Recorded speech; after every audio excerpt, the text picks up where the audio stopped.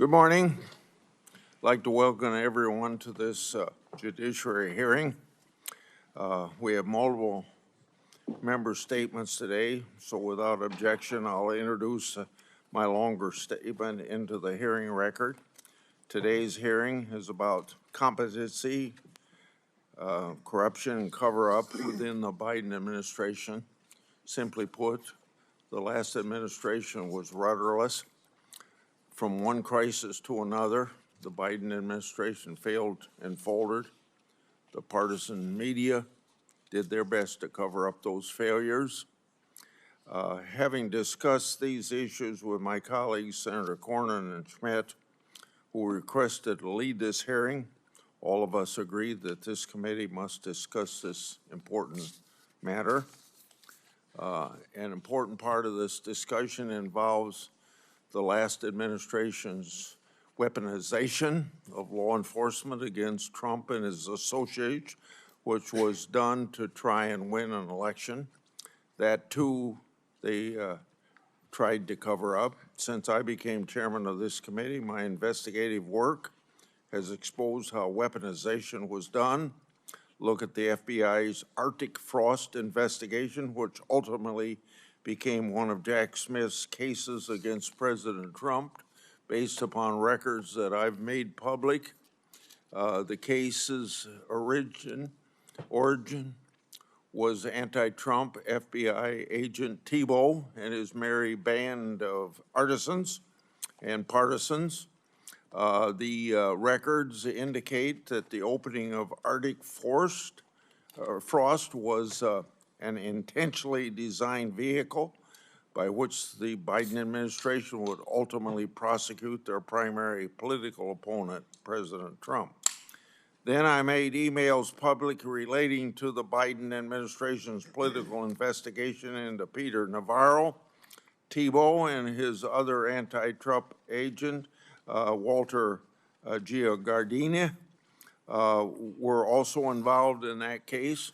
Whistleblowers have told me that Special Agent Giardina openly stated his desire to investigate Trump, even if it meant false predication. Whistleblowers have also told me that Jack Smith's deputy, J.P. Cooney, wanted to open more cases on Trump. He allegedly justified using compulsory process to obtain more information merely based upon partisan news outlets. And guess who was also allegedly involved in those communications? Well, that's the same person, Special Agent Walter Giardina. All of this is more evidence of law enforcement weaponization that would have never been the light of day, but for whistleblowers. I'll have more to say about this matter later today in another forum. Then we have the Biden FBI's anti-Catholic Richmond memo. That memo used the shoddy research of the radical Southern Poverty Law Center to accuse traditional Catholics of being violent extremists. Based on the records that I released the other week, there wasn't just one FBI document that used biased anti-Catholic sources, but over a dozen. And more FBI field officers were involved than we'd been led to believe. It wasn't just the Biden and Ray FBI that failed the people.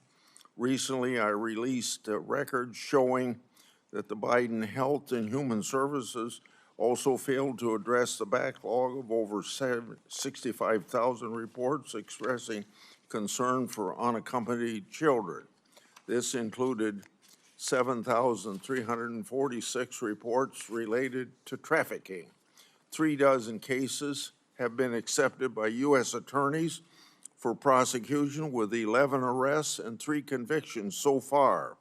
The Biden administration had a responsibility to do right by the American people. By any metric, they failed. The question is, what did the president actually know or even understand, and who was actually running the government? But regardless, the buck stops with the president, and President Biden will have to answer to history for what's happened the last 4 years. Now I'm going to turn over the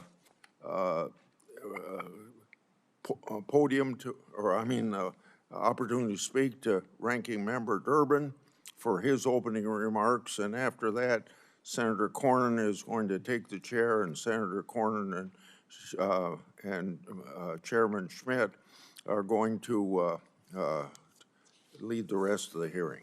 Proceed, Senator Durbin. Thank you, Chairman Grassley. This committee has oversight responsibility over the Department of Justice, the Federal Bureau of Investigation, and the Department of Homeland Security. We have a constitutional duty to hold these agencies accountable with public hearings. By this date in my first year as chairman of the Senate Judiciary Committee, we had already held 2 major oversight hearings with Biden administration agency heads, including one with the FBI Director Wray on domestic terrorism threats. So far this year, the Republican majority on this committee has not held a single oversight hearing, despite numerous critical challenges facing the nation that are under our jurisdiction. In the last week alone, several events have demanded this committee's immediate attention. The horrific assassination in Minnesota, the treatment of our colleague Senator Padilla by federal agents in Los Angeles, and President Trump's unprecedented deployment of the U.S. military in Los Angeles. We should hear without delay from Attorney General Bondi and FBI Director Patel about what they are doing to address the unacceptable political violence in our country, including threats to Article III judges and justices, as well as members of Congress. And we need to hear from the Homeland Security Secretary Noem about the treatment of our colleague, Senator Padilla, and this administration's mass deportation campaign against immigrants. But instead of exercising this constitutional oversight duty, my Republican colleagues are holding this hearing. Apparently, armchair diagnosing former President Biden is more important than the issues of grave concern which I have mentioned. To take a few examples of the issues this committee should be addressing, the Trump administration has removed dozens of senior career prosecutors and FBI officials with decades of national security expertise, leaving our nation more vulnerable to terrorism and other national security threats. This should be explained to this committee. The Justice Department has diverted hundreds of law enforcement agents away from combating cartels, drug trafficking, and gun violence to participate in President Trump's mass deportation campaign. This should be addressed in an open hearing of this committee. The Justice Department is also turning a blind eye to corruption. The administration has gutted the Department of Justice's Public Integrity Session, which oversees political corruption, just as the president's shameful crypto scheme unfolds. And the administration has removed Department of Justice career ethics officials and shut down the office charged with investigating misconduct by DOJ attorneys. With these internal checks gone and this committee asleep at the wheel, it's no surprise that Attorney General Bondi signed off on President Trump to accept Qatar's gift of a $400 million luxury airliner, despite the fact that the Attorney General was previously a registered foreign agent for the Qatari government. We are still waiting for her official finding on this gift transfer. And it's no surprise that Department of Justice official Emil Bove tried to strike a corrupt bargain with New York Mayor Eric Adams, dropping public corruption charges in exchange for the mayor's cooperation with Trump agenda mass deportations. When it comes to these historic, compelling issues, the GOP majority tells America to move along. Nothing to see here. Let's revisit this administration of a previous president in this hearing. Let's revisit a 20-year-old precedent on the use of an Autopen. And I know my Republican colleagues are eager to discuss President Biden's pardons. But why are they ignoring the actual pardon crisis that's taking place right now? President Trump's pay-to-play scheme.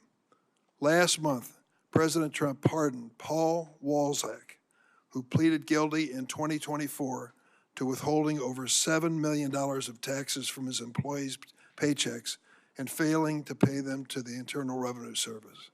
What warranted Mr. Walzak's swift pardon by President Trump? His pardon application explicitly cited millions of dollars his mother raised for President Trump's campaigns and other efforts to support the president. But that was not enough. It was 3 weeks after Mr. Walzak's mother attended a $1 million a person Trump fundraiser in April of this year that Mr. Walzak was miraculously receiving his pardon. And now he no longer must pay $4.4 million to the taxpayers of this country. That's one example of the many pardons granted to President Trump's wealthy donors and political supporters. Of course, these pay-to-play pardons are in addition to more than 1,500 January 6 rioters who received blanket pardon from President Trump, including 169 who violently assaulted law enforcement officials. And we're going to make a question of cognitive ability. I think we should consider what happened in Alberta, Canada, just this week, where President Trump was at a press conference with British Prime Minister Keir Starmer and said the following: "You all know the great PM of the UK, and we just signed a document." President Trump continued, "We just signed it so we have our trade agreement with the EU. Britain has not been a party to the EU for 5 years, but President Trump made a statement which clearly was wrong." Now I'd like you to see a short video that includes some other examples of cognitive ability.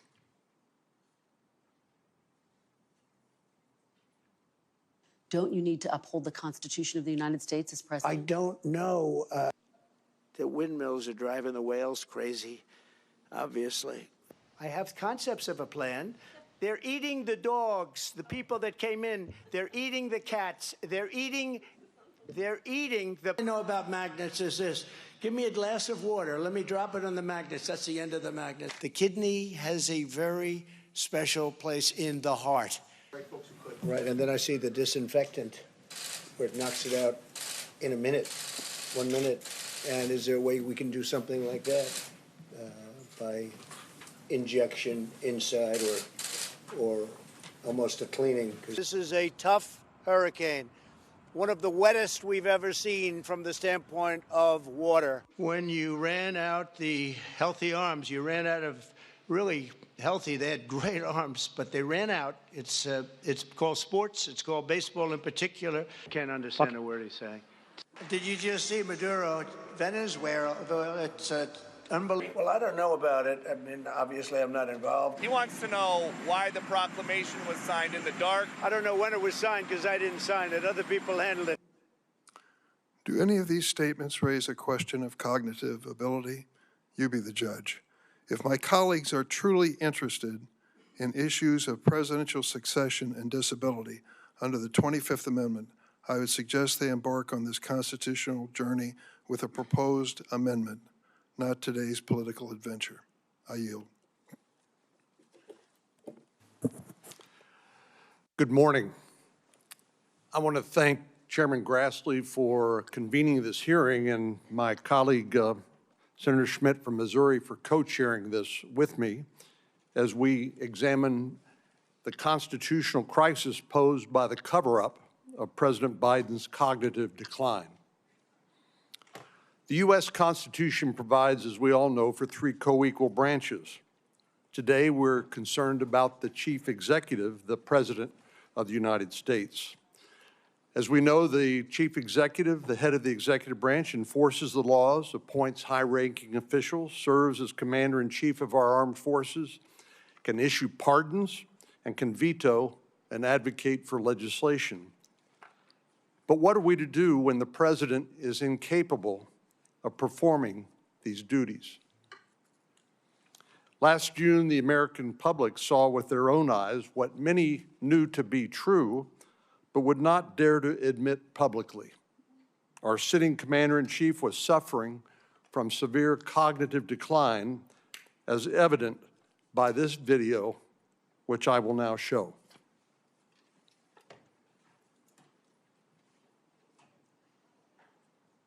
For what I've been able to do with the with the COVID, excuse me, with dealing with everything we have to do with. Look, if we finally beat Medicare, wants to get rid of the ability of Medicare for us to be able to negotiate.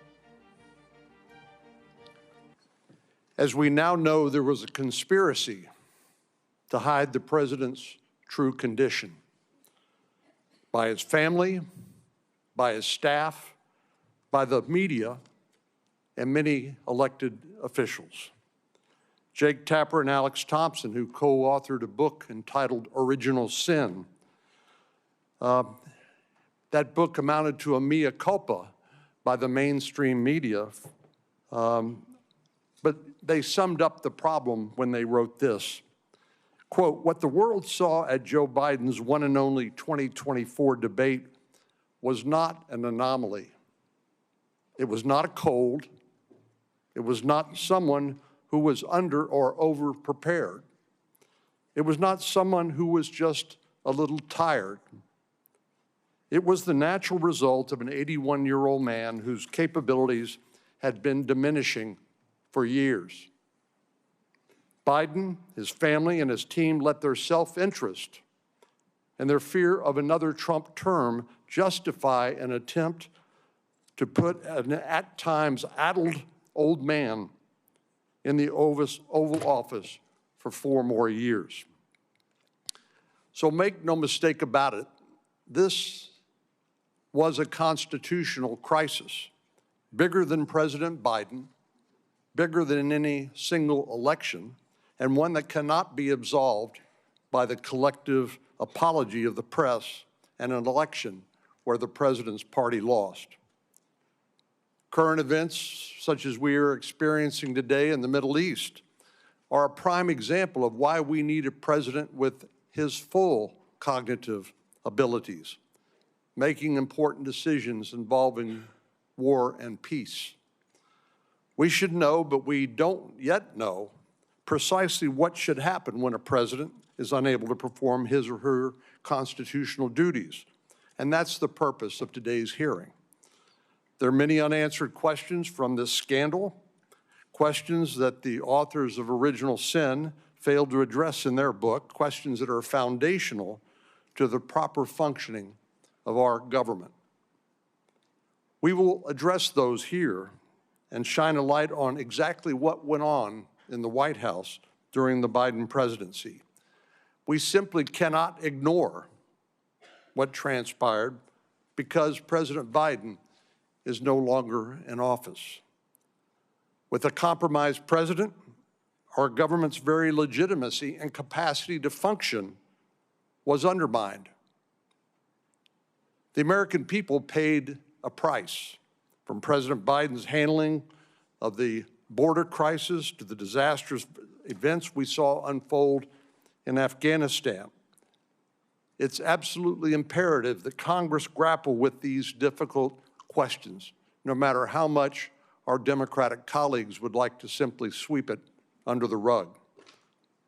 We need to know who was in charge during the last months of the Biden administration. Was it his wife, his chief of staff, nameless others? None of these people were elected by the American people, nor were they authorized by the Constitution and laws of the United States to carry out the duties of the President of the United States. The 25th Amendment provides a roadmap for succession in instances of presidential incapacity. Section 4 gives the Vice President and a majority of the President's cabinet the authority to challenge the President's ability to carry out the functions of his office subject to a vote in Congress. But in this instance, the Vice President and the cabinet, the very ones authorized by the 25th Amendment to question the President's capacity, They did nothing. Are there penalties when the when the cabinet and the vice president refuse to carry out their duties under Section 4 of the 25th Amendment? Should there be more accountability? The framers of this amendment acknowledge that the execution of that amendment would depend on the good faith of the cabinet and the vice president. But Biden's cabinet and the vice president did not act in good faith. They acted in their political and personal self-interest. This is the great paradox of self-government. Many of the rules, traditions, and institutions that sustain our republic are self-enforcing. The health and legitimacy of our democratic republic rests on the character of the men and women who serve in government. As a government, it is imperative that we have clear contingency plans when emergency strikes. And yes, it is an emergency when we have a sitting president who's unable to discharge the duties of that office. The concerns raised by this incident stretch far beyond the bounds of partisan politics. I will note that few of my Democratic colleagues are here today. Thank you to Senator Welch from Vermont for being here, leaving us with no other option than to take the boycotting of this hearing as an admission of guilt for their role in this crisis. We must not turn away from the search for answers, and it is not an overstatement to say that the future of our country could one day hinge on how we choose to act or not act on this very issue. I look forward to hearing from our witnesses this morning as we examine the difficult but necessary questions that must be answered from this monumental scandal. I yield to my colleague from Missouri, Senator Schmidt, who will now co-chair the hearing. Thank you. I do want to begin by expressing my sincere gratitude to Chairman Grassley for granting me the privilege of co-chairing this committee with my esteemed colleague, Senator Cornyn. The title of the hearing, Unfit to Serve, captures a sobering and undeniable truth. President Biden was mentally unfit to carry out the responsibilities of the most powerful office in the world. Given his mental incapacity, the American people deserve to know who was running the country the last 4 years. Today, as we seek to answer this question, it is deeply disappointing but not surprising that most Democrats on this committee have chosen to all but boycott the hearing and have failed to call a single witness. They have chosen to ignore this issue like they ignored President Biden's decline. Their absence speaks volumes, an implicit admission that the truth is too inconvenient to face. By refusing to engage in this critical examination, they abdicate their responsibility to the American people. This de facto boycott is not just a refusal to participate, it's a refusal to serve the American people who deserve answers about who is truly leading their government. President Biden's decline did not suddenly begin in June of 2024. It was a persistent and obvious truth that was evident for years to anyone who was willing to see it. This reality did not require special insider knowledge or investigative reporting to uncover. We didn't need Jake Tapper and Alex Thompson to tell us what millions of Americans could freely observe with their own eyes. The truth was glaringly obvious. Anyone who was paying attention could tell that the emperor had no clothes. Nearly a year ago, I took the historic step as the first U.S. Senator to formally call for the invocation of the 25th Amendment against President Biden. I sent letters to every cabinet secretary and the vice president laying out the urgent case. Our nation was effectively without a leader. The absence of a functioning president wasn't an abstract issue. It inflicted severe consequences on our nation, consequences that touched every aspect of American life. On border policy, our nation's borders were handed over to the radical left-wing element of the administration, throwing open our borders to 15 million illegal aliens, an unprecedented immigration crisis that pulled our nation into chaos.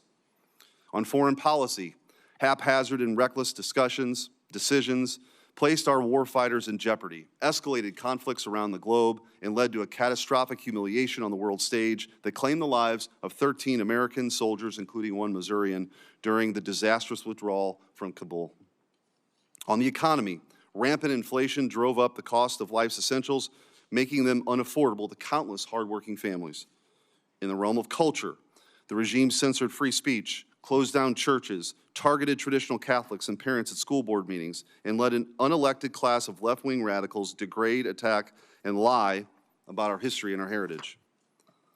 A poisonous anti-Western, anti-American ideology that had once been confined to elite university classrooms suddenly became the official White House policy.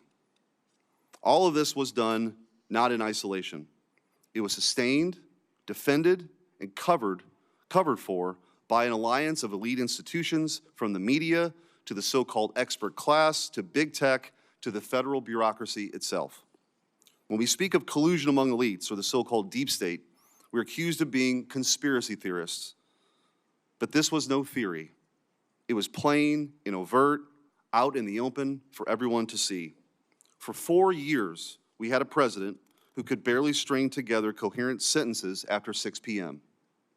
Yet, this glaring fact went unreported, undiscussed, and unaddressed. Why? Because the Democrat Party, corporate media, federal bureaucracy, and big tech companies collaborated to conceal the truth from the American people, not out of ignorance, but because it advanced their own interests. In the absence of a functioning president, chaos took hold. An empty vessel occupying the Oval Office becomes a puppet for those surrounding him. Many elected officials, including some in this chamber, have used Autopens, a mechanical device that replicates a signature. There's nothing inherently wrong with that, so long as we are the ones actually making the decisions.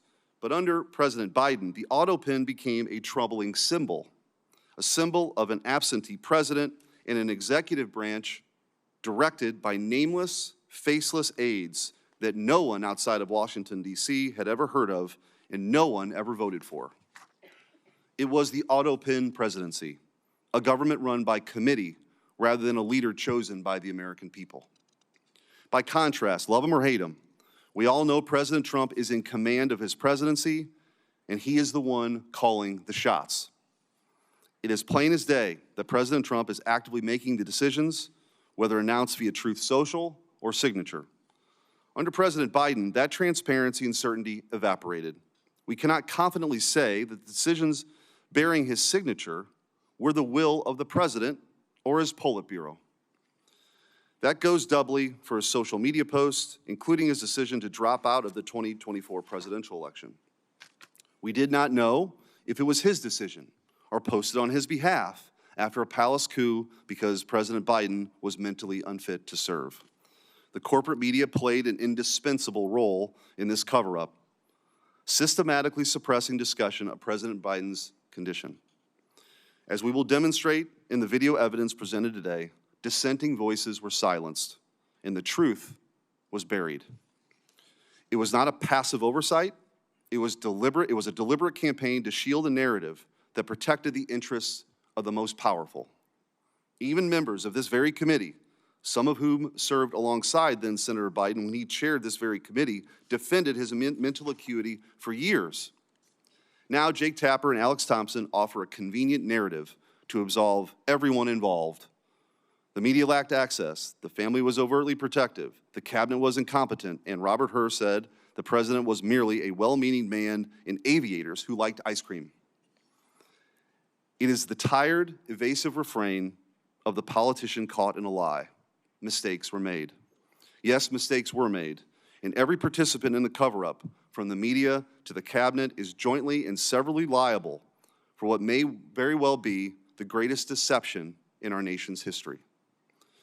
Even their apologies today are framed in a way that absolve them from responsibility for this crime against the American people. They apologize for having missed the story. They didn't miss anything. They actively chose to ignore or run cover for the people in power. The Biden cabinet rarely met, and some members, like former Secretary of Transportation Pete Buttigieg, deliberately distance themselves from the president to maintain plausible deniability. Even members of this committee were part of the Great Deception. The Monday after Biden announced he would not seek re-election, one member called the idea of invoking the 25th Amendment outrageous, insisting the debate performance does not reflect who he is or his capacity to govern as President of the United States. Another member repeatedly vouched for Biden's fitness, declaring, Joe Biden is fit, capable, and ready to serve another term. And later, this is a man who is sharp, who is on top of his game, who knows what's going on. Yet another, during the 2020 Democrat presidential primary, alluded to Biden's decline, but quickly retracted his remarks when it became politically expedient. After the debate, yet another member praised Biden's strong delivery of remarks to NATO as evidence of his capacity to lead. The purpose of this hearing is not to interrogate Biden officials or partisan reporters, though they should be held accountable. Instead, our focus is to identify and rectify the systemic weaknesses that allowed this situation to fester unchecked. Our distinguished witnesses, experts in White House transparency, operational procedures, and executive power will assist us in diagnosing these flaws. While the House and Senate pursue fact-finding missions to hold these responsible to account, our mission here is to chart a path forward. We cannot allow another weekend at Biden's presidency with its glaring national security vulnerabilities papered over by an Autopen. The DC establishment might argue that the governance of a shadowy, unelected figures is a legitimate substitution for a functioning president. It is not. The American people cast their vote for a president, not a faceless apparatus. Article 2 of the Constitution vests immense authority in the President of the United States, a single individual. With that extraordinary power comes equally profound responsibility. At the Constitutional Convention, our founding fathers debated giving the President the title of Defender of the Rights of the American People. The security and well-being of the American people and their rights must take precedent over personal ambition. It is often said that power corrupts. I believe that power reveals. Over the past 4 years, this cover-up laid bare a disturbing reality. The left and the corporate media place their pursuit of power above the welfare of your families and your country. They dismissed your observations, urging you to not to trust your own eyes. We have a solemn duty to call this what it is, an abdication of constitutional duty. As was stated in Federalist 51, ambition must check ambition. If a president is mentally unfit to serve, we need a dependable mechanism to, at the very least, ensure that the truth reaches the American people. I look forward to the insights this hearing will yield and from our expert witnesses in the discussion that will follow. The public is counting on us to ensure this never happens again, because we won't always be fortunate enough to have a leader like President Trump who is so unmistakably in command. Senator Welch. Thank you very much. Senator Cornyn indicated the view of the hearing is that there was a constitutional crisis as a result of the cover-up of President Biden's decline. I believe there is a constitutional crisis. It's the collapse of Congress asserting its Article I authority to make decisions about the well-being of the American people. What has this Senate debated in the months that we've been here, other than nominations? Have we discussed the possible war with Iran? Have we had a serious discussion on the floor about the massive and mounting debt? Have we had any discussion about the abdication of congressional spending authority by the impoundment actions of an administration? Have we had a discussion about climate change that is causing havoc throughout the world? What we've done is gone to the floor and haven't debated. We've gone to the floor and voted on nominations. There's another issue of great concern to me, because I have enormous respect for my colleagues. Each and every one of us who was elected, it's the highest honor of our life. Each and every one of us came here because it is in our bones that we want to try to do something beneficial and make life better for the people we represent. And we have different points of view.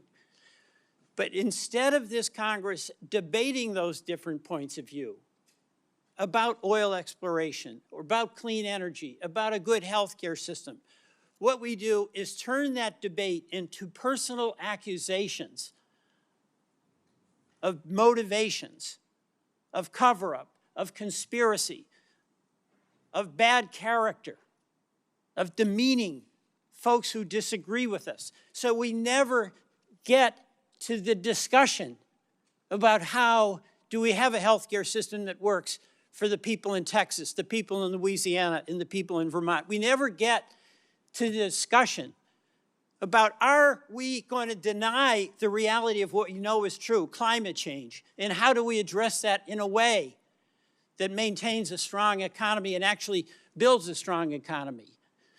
We get into the accusations that if you disagree with me, you're a left-wing radical. We get into these discussions that if you disagree with me, you're a Marxist. We get into these discussions that fan the perception of the people we all represent, who desire nothing more than be able to take care of the families, live with some security, make a contribution in the communities where they live. That if a person disagrees with you, they are a bad person. We will get nowhere with that approach. Now, so many of the things that happened in the Biden administration, I totally supported, and many of you totally opposed. Those are policy disagreements. He came in with COVID. We got through COVID. We can debate about how we did it, but that was an accomplishment. The American Rescue Plan, we had the biggest jobs creation in the history of the country. The CHIPS and Science Act, acknowledging that we have to have a strong economy and be able to have the best chips here manufactured in the United States. We did that. The Federal Disaster Program improved significantly. And I can go on. And I'll take up something where we didn't do well, and that's immigration. You won that argument. But does it mean that those who disagreed with you and along the way were bad people, should be labeled Marxist, should be condemned? The American people ultimately gets to decide. But to the extent that we have a responsibility that we share, Republicans and Democrats, whichever side of the issue you're on, is to debate the issue and not debase the people who are in the debate. That's what I see as the crisis that we're facing in this Congress. Our refusal to engage in the serious discussion about the issues that are having such an impact on the people we represent. And I'm going to tell you what I think is a cover-up.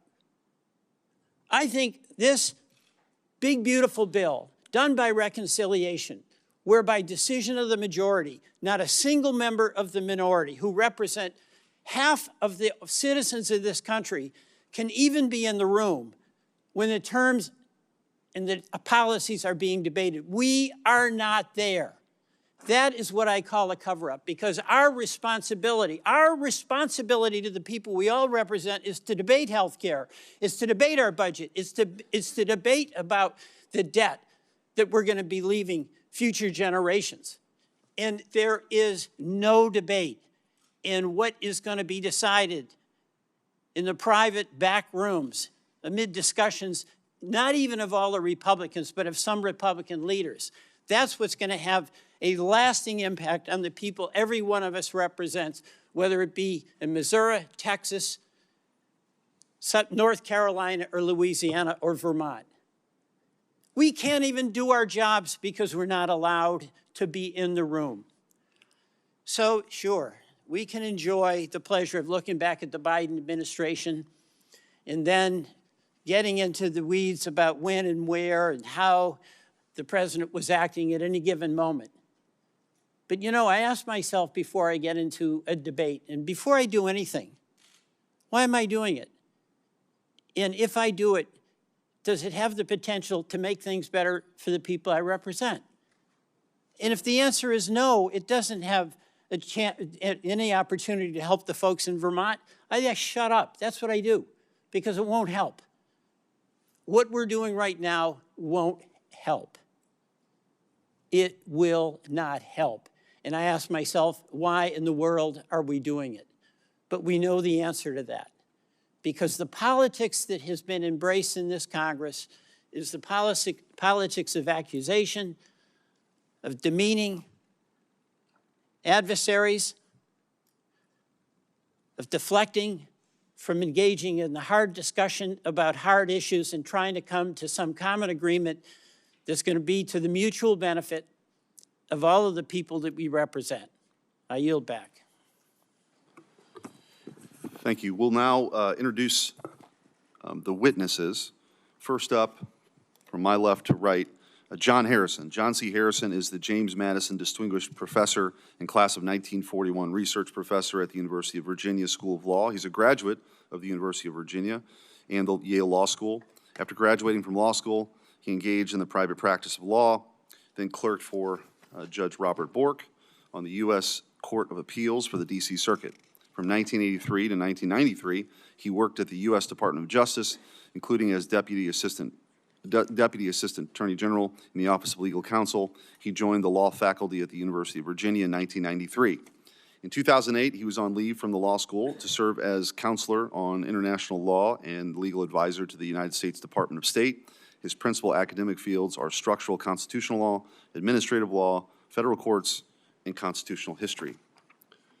Skipping over the empty seat to Theo Wald. Theo Wald is a visiting fellow for law and technology policy at the Heritage Foundation. Wald is the former Solicitor General of Idaho. Previously, Wald served as the acting assistant attorney general in the Office of Legal Policy at the Department of Justice and deputy assistant to the president for domestic policy under President Donald Trump.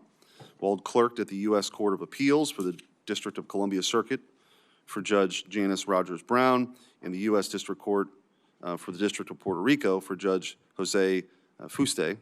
Wald is an intelligence officer in the United States Air Force. Wald holds degrees from Georgetown University, where he studied government and English, and from the University of St. Andrews, where he studied English literature, and a JD from the University of Notre Dame.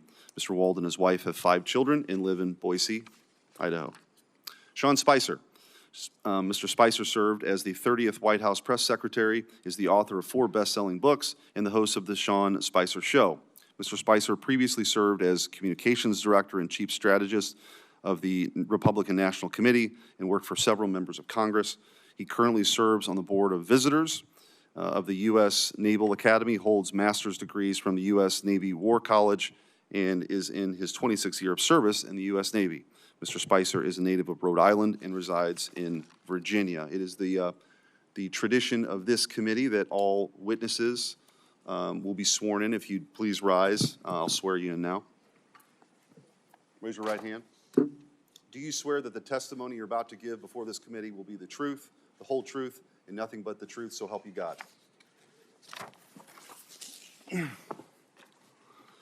Thank you. And now we'll start with you, Mr. Harrison, with your opening statement.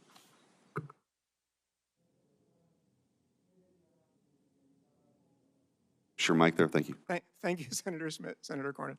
The committee has asked me to discuss Congress's power to regulate the process by which the president's signature is affixed to a document other than a bimanual signature, that is to say the use of an Autopen or similar technology.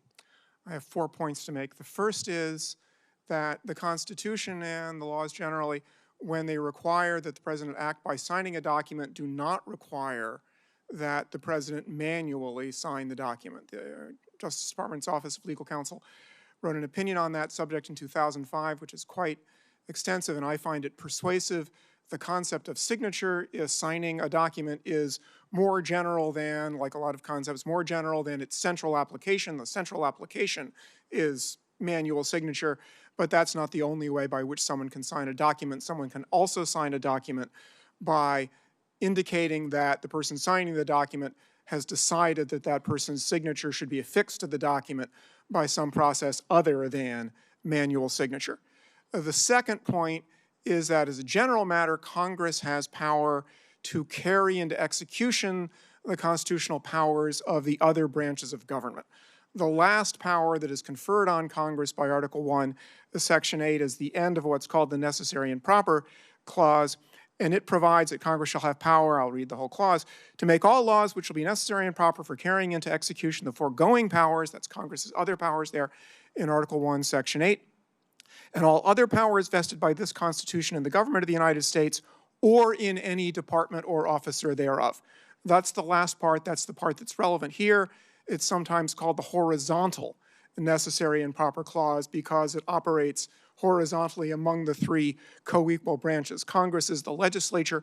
There are times when one of the other constitutional powers can use support that can be given only by the force of law.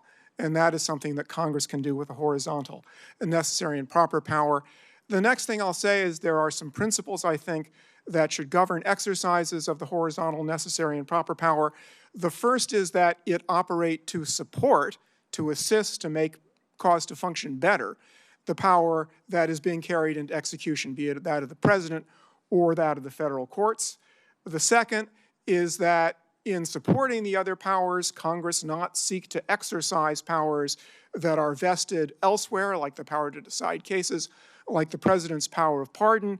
And third, when Congress exercises that power, it should make sure not to put substantial burdens on the exercise of the other powers that it's seeking to support, powers that once again are vested elsewhere than in Congress by the Constitution. I think Congress can regularize the process by which the president's signature is affixed without his manual signature in a way that would be consistent with Congress's horizontal necessary and proper power. In particular, Congress can require that when the president indicates that his signature is to be affixed to a document without manual signature, that that decision by the president be documented and some individual record that the president has made that decision and that be made part of the public record, say by being published in the Federal Register or the weekly compilation of presidential documents. A statute like that would carry the president's power into execution because making sure that the president really has made a decision and that it wasn't made by someone else with the president's Autopen is a way to make sure that the power is properly exercised, that is, by the president. As long as a statute like that is completely neutral, applies the same way to all presidential decisions, it shouldn't raise any problem of Congress trying to control the president's authority. Again, constitutional powers are vested in the other branches and supported by Congress under the horizontal necessary and proper power. And third, a requirement of documentation. Well, the White House does a lot of documents. The requirement of documentation would not place a substantial additional burden on the president and the processes by which the president acts. And I would suggest that if the committee consider legislation along these lines, that it inquire into the paper flow process currently used in the White House so that any statute Congress enacts will make that process work better rather than burdening it, making it not work as well. Thank you. Thank you. Mr. Wald. Senator Cornyn, Senator Schmidt, members of the committee, thank you for the opportunity to testify this morning about how the cover-up of President Biden's mental decline endangered America's national security and undermined the Constitution. The U.S. Constitution vests executive power in a single person, the president. At the founding, the president exercised the executive power through only a small group of trusted advisors and personnel. In fact, President Washington had a 4-member cabinet. Today, the president directs a Leviathan executive branch with 15 cabinet departments and at least 4 million full-time executive branch employees. The executive branch proliferation has a single source of democratic legitimacy, that by order of the U.S. Constitution's Article 2, the president is both elected by the American people and vested with the executive power, all of it. Traditionally, the president takes positive actions and authenticates those actions through his signature. His signature is required for the most significant actions he may undertake, to sign an executive order, to take any action invested in him by the Constitution, as in granting a pardon, and to take the most important action of all, to sign a bill into law. In all these cases, the president's signature is itself the protection of democratic principle. When the president signs, he communicates his assent and endorsement of the action he takes. The Autopen is a device that signs the president's signature to a document. The Oversight Project, of which I am a board member, has discovered that the Biden White House deployed an Autopen to affix President Biden's signature to pardons, prison commutations, executive orders, and presidential proclamations. The Oversight Project's research has found that the Biden White House first deployed the Autopen to affix President Biden's signature to a proclamation on day 5 of his administration, and that there were at least 3 different Autopen signatures in use throughout President Biden's tenure in the White House. In June 2022, the Biden White House began deploying the Autopen to sign clemency warrants and executive orders. Autopen use skyrocketed from there. We found that of the 51 clemency warrants issued during the Biden presidency, over half, 32 in total, were signed with an Autopen. And these include some of the most controversial acts of clemency of the Biden presidency, including death row commutations and the preemptive pardons of members of the Biden family, Dr. Anthony Fauci, General Mark Milley, and more that were issued in the final days of the Biden presidency. We reviewed President Biden's schedule in his publicly available media and were unable to find any record of President Biden's personally approving these actions, such as a statement issued by the president himself to reporters. In addition, we found that the Biden White House used the Autopen to affix President Biden's signature to clemency warrants and executive orders while the president himself was in Washington, D.C. for at least some of that day, and thus was presumably available to sign important executive actions. Finally, we found multiple days where President Biden wet-signed a bill into law, but used an Autopen to issue an executive order or for other important executive actions. The Biden White House's widespread use of an Autopen to affix President Biden's signatures to documents that exercise executive powers belonging solely to the president poses significant constitutional, legal, and practical considerations. Once the president's signature is copied and loaded into the Autopen, the machine can sign documents as the president himself would. To be blunt, by using the Autopen, anyone can sign documents as the president himself. Now, to be clear, I'm not here today to suggest that the Autopen is bad. It's just technology. I'm here today because of questions concerning President Biden's capacity and whether the Autopen was used to usurp presidential power or to conceal the president's decline. As the sitting president's mental acuity declined, potentially to the point of incapacitation, his administration's expansion of the powers of the presidency raises more questions than answers. Any investigation into this matter should focus not only on whether President Biden directed or authorized subordinate staff to take action in certain instances, but whether he had the capacity to do so at all. The 25th Amendment lays out clear procedures for what to do when the president is incapacitated. It was carefully drafted and informed by our nation's history. The Biden administration ignored it all to aggrandize executive power and push the country further in their preferred ideological direction. It is our obligation at this point to get to the bottom of these issues and to ask the important question as to whether or not the Autopen and other devices were used to cover and obscure President Biden's mental decline, undermining our national security and also the Constitution. Thank you for the opportunity to testify this morning. Right on time, pretty impressive. Thank you. Mr. Spicer. Chairman Schmidt and Cornyn, members of the committee, thank you for having me. I was asked to share my experience as a senior White House staffer with respect to the interactions that I and other senior staff had with President Trump during his first term. During my tenure as press secretary, I interacted with the president multiple times every day. Most days I would talk to him by phone or in person early in the morning and then multiple times throughout the day, including weekends. For the most senior positions in the White House, those designated by the rank of assistant to the president, which includes the White House chief of staff, the White House counsel, and the press secretary, it is critical to have regular interaction with the president. The position of press secretary especially demands this type of consistent and intentional communication. I or any other press secretary, regardless of administration, could not do the job effectively without regular communication with the president. It was my responsibility to have the most up-to-date understanding of President Trump's position on policy, personnel, and everything in between. Admittedly, I made a couple of rather high-profile mistakes during my tenure. You may have read some of them. But in all cases, those mistakes occurred when I wasn't connected with the president's thinking or position on a particular issue or policy. Coordinating and collaborating among even the most senior staff cannot replace direct communication with the president himself. In my position, I was very well acquainted with the president's work, his day-to-day responsibilities, and his fitness for office. I watched him serve with the strength and endurance of a man half his age. As you can see on almost a daily basis through events, statements, and social media posts, he's up early and ends his days very late. Yet in several instances during his first term, the media questioned his fitness for office. Guests and so-called experts like Sanjay Gupta at CNN were called upon to speculate on the result of Trump's physical and mental well-being. The Washington Post ran hit pieces with headlines like, "The White House struggles to silence talk of Trump's mental fitness." Vox wrote, "Is Trump mentally unfit to be president?" NBC ran a story by the Associated Press that raised mental health concerns regarding the president. CNN's Brian Stelter questioned if members of the news media were, quote, tiptoeing around obvious questions about President Trump's instability. These headlines were not isolated instances. Most major news outlets ran with these ridiculous type of propaganda pieces. To use one of the media's favorite terms, these inquiries were without evidence.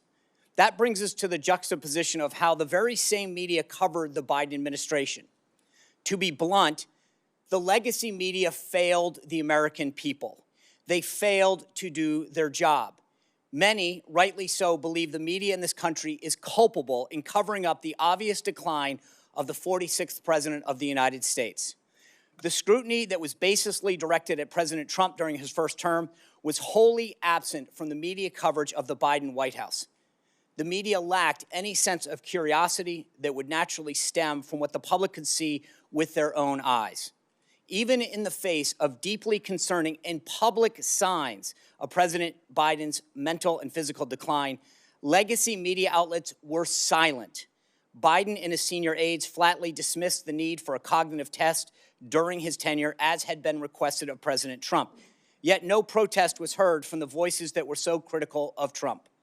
With the exception of a couple White House reporters like Fox News Channel's Peter Doocy, reporters generally refused to breach the subject at White House briefings. News outlets weren't the only ones complicit in covering up Biden's decline. Presidential staff would have or should have been interacting with Biden on a daily basis. At best, his administration was grossly negligent. At worst, Biden's staff actively concealed his fitness for office. When White House Press Secretary Karine Jean-Pierre said President Biden could run circles on her, there were only two possible conclusions: that she herself was in poor health and in need of medical assistance, or that she was lying.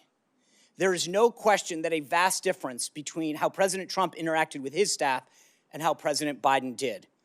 Whether one supports President Trump or not, he is clearly the most accessible and transparent president in modern history, and there is no question who is running this country. The same cannot be said of President Biden.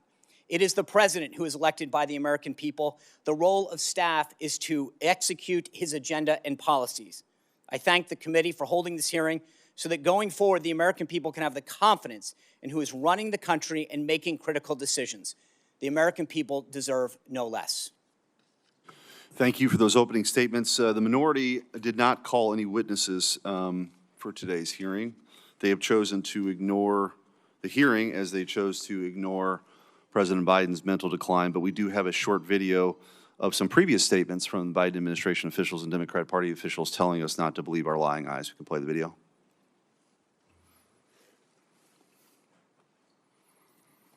Does the president have the stamina, physically and mentally, do you think, to continue on even after 2024? Don, you're asking me this question. Oh my gosh, he's the president of the United States.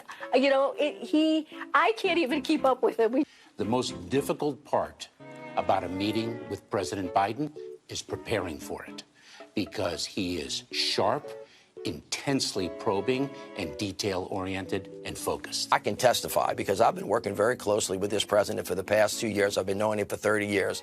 And I'm telling you, this guy's tough. He's smart. He's on his game. Joe Biden has vision. He has knowledge. He has a strategic thinker. The president is focused. He's detail-oriented. He's always thinking about the big picture. He is engaging. He is capable. He has an incredible record as president. And I'm often with him on foreign trips. He's at the top of his game. So he has a vision, he has knowledge, he has judgment, he has a strategic thinking. I met with the president, I don't know, 5 or 6 weeks ago, and he seemed fine to me. I have complete confidence in the president. I have watched him expertly guide meetings of staff and cabinet members. I could not have more confidence in the president. I would just tell you that I meet frequently with the president, and every single time I meet with him, he is just fine. But he is, again, knowledgeable, wise. Incredibly sharp, incredibly probing, incredible command of the details.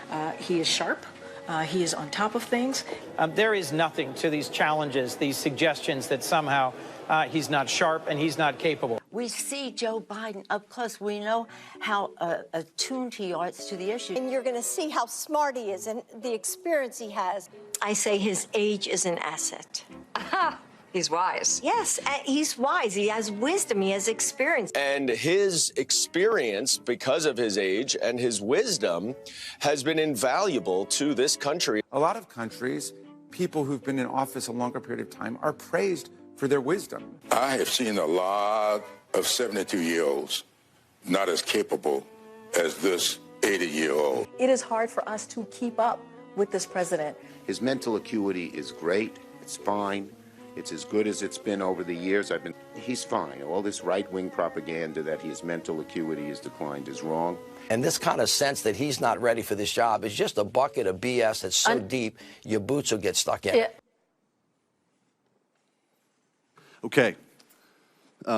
Professor Harrison, I do want to ask a couple questions. I just want you to presume for a moment that, that a pardon was issued under President Biden's Autopen signature, but issued without his direction. It comes to light that that he actually didn't direct it. A member of his staff used the Autopen for a pardon. What recourse is available under those circumstances? Well, Senator, I think there would be two questions. The first has to do with whether, and I can't answer it other than to identify the question, which is to say sometimes documents that are properly authenticated are treated as having been validly issued even when they're not. That can happen. There are legal rules that produce that result, and I don't think there is such a rule about a pardon, but I would have to inquire into that again because there are such rules. The other thing I'd say is that for a pardon particularly, the only situation I can think of that clearly would bring into question whether the pardon was valid, which was the first question, was if the government sought to prosecute someone and the person who purportedly received the pardon offered the pardon as a defense, then the government might say that no, the pardon was invalid and therefore you weren't pardoned, you're still subject to prosecution. There might be some other way for a question like that about a pardon to come up. I can't think of another, but that's the one I can think of. So from your perspective, let's just say that if there isn't any other legal recourse other than the one that you sort of brought up, what advice would you give to this committee or this Congress or this Senate to address that? What remedies could the legislative branch enact? It's hard to think of anything Congress can do ex post. That's why I do think that it would be advisable ex ante to improve the process of authentication and make it more clear that documents that are signed by Autopen really do reflect a decision by the president. That done in advance will make whatever the authentication system is more reliable. Mr. Wald, given sort of the role that you played in trying to provide more transparency of what happened during the 4 years under Joe Biden, who was running the country under Joe Biden? Let's just take the last 2 years. It's a great question, Senator, and at some level, I'm not the right witness for this hearing.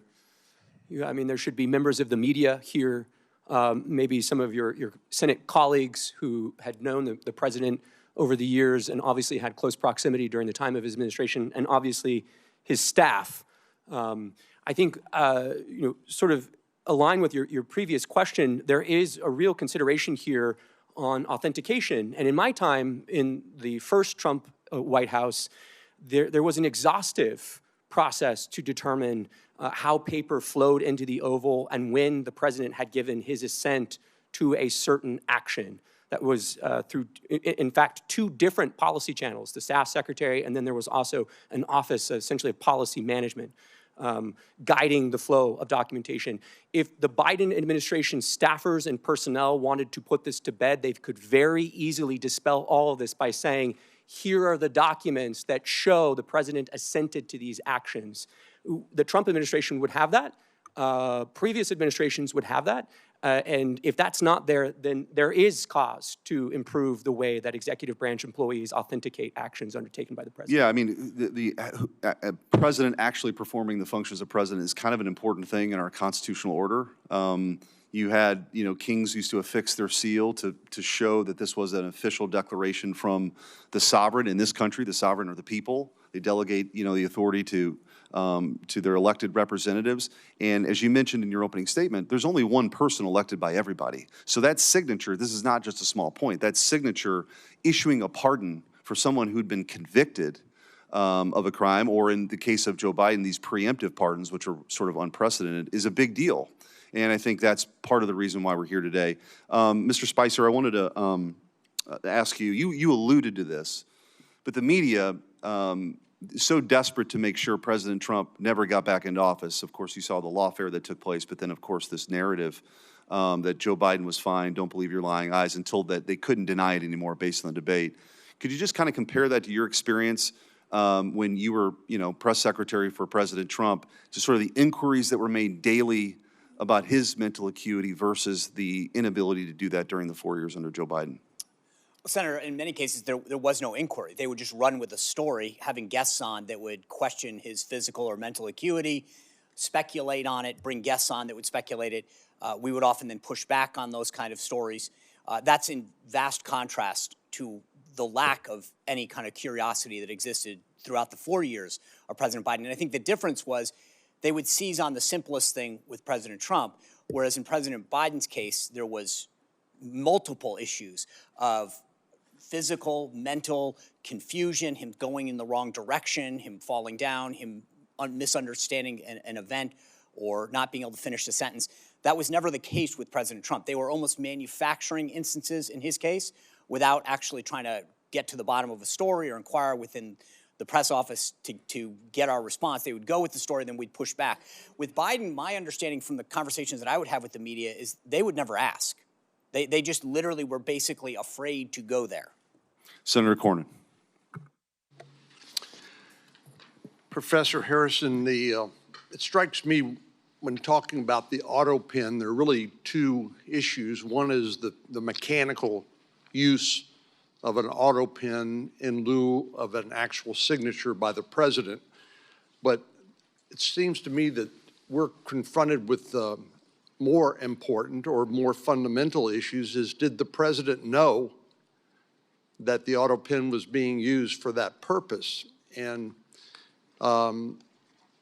so one would be if somebody stole the Autopen and was signing pardons on behalf of the president, but what we're confronted with here is really the capacity of the President of the United States to understand what he was supposed to be doing. And just thinking about other areas of the law where capacity is important, and whenever it comes to people writing a will, let's say, for example, disposing of their property to their children and grandchildren, occasionally there arises the issue of testamentary capacity by the person disposing of their property. And generally speaking, to have testamentary capacity, that person must understand they're signing a will, they comprehend the nature and the extent of their property, they recognize their relationships with potential beneficiaries, and understand how the will disposes of their assets. So why can't we have a similar inquiry into the executive capacity, let's say, of the President of the United States to actually know what he or she is doing? Senator, you're absolutely right that question, whether the president or somebody else who holds official power has the legal capacity to exercise it, is distinct from authentication of documents. Authentication of documents is important, but capacity is another question. With respect specifically to the president, I think the answer there is, and this may be out of the frying pan into the fire kind of answer. The answer there is Article 2 and then the 25th Amendment deal with the situation in which the president is unable to exercise his powers and duties. And I think it's a reasonable inference, although the Constitution doesn't come out and say this, that a president who is not determined to be unable through now what's the 25th Amendment process for making that determination. There's no process in Article 2 itself. The 25th Amendment added something. A president who has not been, pursuant to the 25th Amendment, determined not to be able to exercise the powers and duties of the president is presumed to have capacity to do that. I say that not on the basis of any sort of, other than practice, that's the way it's been for a couple of hundred years, but I think that is a reasonable inference from the fact that the Constitution does make a provision about what happens when the president's unable, and the 25th Amendment then provides a process to determine by which the president's unable.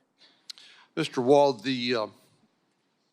following up on Professor Harrison's answer, the 25th Amendment requires actions by the Vice President and a majority of the Cabinet to declare the President incapacitated, incapable of carrying out his or her duties.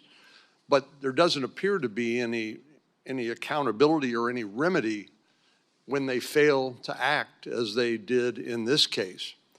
Some have suggested that there may be potential crimes committed by members of the Cabinet for failing to act, basically suborning perjury, forging government documents, impersonating a federal officer, making false statements, conspiracy to defraud the United States, obstruction of justice, wire or mail fraud. Those are all statutes, criminal statutes that are on the books.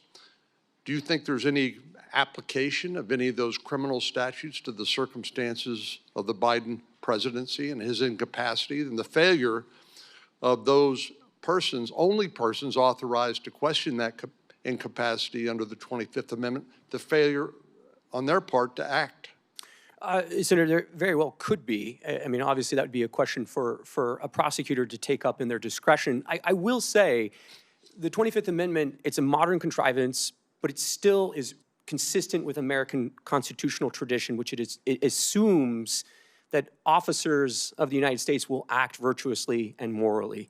And the idea that members of the Cabinet would go to the length of avoiding the Oval Office so as to abdicate their responsibility to verify the appropriateness of the president's acuity or the ability to authenticate actions taken by the president. If that's not a constitutional scandal, I mean, honestly, I don't know what would constitute such.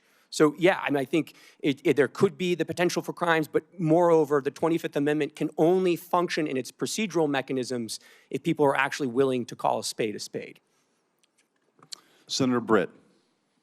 Thank you, and I really appreciate Senator Cornyn, Senator Schmidt calling this hearing. This is incredibly important. I mean, you look at what the administration did, you look at what the Democratic Party did, you look at what the legacy media did. It is absolutely inexcusable. It is not only dangerous, it's disgusting. And the American people deserve better. And the fact that we have none of my Democratic colleagues over here, that this entire dais is empty, that what they allowed to happen, that they are not interested in correcting it for the future is absolutely mind-blowing. And so when we're looking at what Joe Biden did while he was in office, you have a disastrous withdrawal from Afghanistan. I mean, leaving equipment, leaving allies, changing the way the world viewed us. You look at an emboldened Russia, Iran. You look at what happened, obviously, with China and those conversations with Joe Biden. You look at millions flooding across our border. You look at a ton of unaccompanied children coming across, hundreds of thousands. You look at hundreds of thousands of Americans dead because of fentanyl poisoning. You look at record high inflation. Who was in charge? And the fact that not one Democrat colleague can show up and try to get answers to that, I hope the American people see that for exactly what it is. And so my questions to you is, how do we prevent this in the future? So we know that the 25th Amendment in the 1960s, we take a look at that. Section 4 was purposefully vague to allow for some flexibility. Clearly, it either didn't work or we have some people we need to hold accountable for not stepping up. So I want to know from you all, what do we need to do? Do you think that there need to be more guardrails when it comes to Section 4? Do you think that we need some more standards to evaluate that? And if so, what should those standards be? And Professor Harrison, I'd like to start with you. Senator, this is the question about further implementation of the Section 4 is one that has not received a lot of attention because fortunately, the country has not needed it very often. I think that this is a situation in which Congress's power is pretty limited because the Constitution, by design, put a somewhat vague but nevertheless meaningful concept, which is ability on the part of the president to act and it also means in the hands good of faith. a political process. That's the Yes, last thing and I'll good say. faith. Yes. And I don't think, obviously, we don't have that here. Mr. Ward, do you have any opinion on that? Yes, Senator. So you said, should we hold folks accountable and should there be some reforms? The answer would be both, yes. Right. So, your colleague on the Democrat side who did attend, Senator Welch, said, hey, this is just kind of retrospective. We need to move on. I would strenuously disagree with that. The only ability to move forward is if there's an accounting of what was undertaken under the Biden staff, the Biden personnel, the bureaucrats, and the cabinet. And one thing I'll just say is this very issue was debated by Republicans in 1988 in the Miller Commission report at the University of Virginia. Republicans had the open and honest, transparent discussion about the end of the Reagan presidency and whether or not there were other guardrails that needed to be imposed on the 25th Amendment. Some discussions were about the inclusion of a mental health professional on the White House medical team, whether the Surgeon General should oversee the inclusion of medical reporting as part of Section 4, Clause 4 of the 25th Amendment. All I'll say is all of those things have been set aside. There has been no legitimate discussion in the years since about how to make the 25th Amendment more robust and how it could actually operate in the instance that the president lacked capacity. Right, and do we need to more clearly define what unable means in the 25th Amendment? Oh, I think most certainly, and I think there should be, the other issue, and a number of legal academics, former colleagues of Professor Harrison, have taken this up over the years. I mean, Professor Calabresi wrote about this 20 years ago, that there needs to be a more precise definition. And there are lots of issues related to succession. There clearly does, because, I mean, even from all of us from the outside, we're saying there is a problem. And the fact that we could get no one on the inside to actually take a look at what they already knew to exist and then be able to hold them accountable, we have to have other guardrails moving forward. And that is absolute. So we need to be talking today about what those guardrails are. I have a question. I'm running out of time. It's two things. One, senior staff. So I have been a senior staff member. You take an oath when you get to come and work in this body. You want to make sure you're doing what's best for the United States of America, for the state you serve, all of the things. Is there any way to hold senior staff accountable for either helping to cover up and or moving people to the side? Because it is clear that there are people within this administration that saw that, and they should be sitting in front of us today answering the question of why they turned their back on America, because that's exactly what they did. And so whether it's secretaries, whether it's people in the administration, or whether it is senior staff, we deserve some accountability and we deserve some answers. And then my last question will be for Mr. Spicer, legacy media. How in the world do we hold them accountable? If all of us on the outside can see it and we are saying, get to the bottom of this, but yet they refuse, what mechanisms should we put in place to be able to hold them accountable for not actually following what is clearly in front of them? Senator, you're asking the right question. When it comes to accountability, it can't be overstated. When the Biden White House stripped 440 White House hard passes from independent journalists, they were attempting to control the narrative, to make sure that no one who wanted to hold them accountable was silenced. part of what I think this administration has done so well is bringing in new voices, people from disparate backgrounds of all sorts, to ask the White House press secretary, to ask the senior staff, and to be able to hold them accountable. Part of it is allowing other voices in the media. We've seen what the legacy media did, but that's why I think the growth of independent media is so healthy for our democracy, and we need more of it, not less. Thank you. And then the senior staff question, please. Yeah, look, Senator, I mean, senior staff from the first Trump administration were brought in before committees and investigated for their participation in drafting the president's remarks on January 6th, for drafting a speech. So if there was an effort by senior staff, the Politburo, as they seem to like to have called themselves, if they were purposely distancing cabinet members, evading difficult Q&A with press, all as an attempt to conceal the president's mental acuity, yes, they should be held accountable. Thank you. Thank you. Senator Moody. Thank you, Senator Cornyn, Senator Schmidt. Appreciate you holding this important hearing. And certainly I appreciated my colleague, Senator Britt's remarks in listing out so many of the failures of the last administration as they played out. I think Americans, yes, sat horrified as they watched these events unfold, but at the core of those failures were bad policy decisions. And the truth is, you know, people talk a lot about the end of the Biden administration and his debate performance.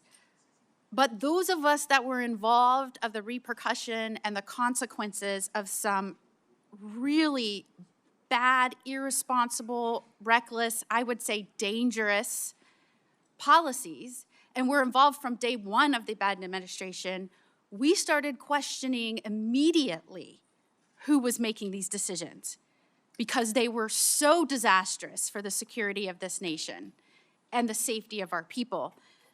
So I would say from day one of the presidency through all 4 years, this was a legitimate question, and every single failure that Senator Britt listed was the consequence of a policy decision.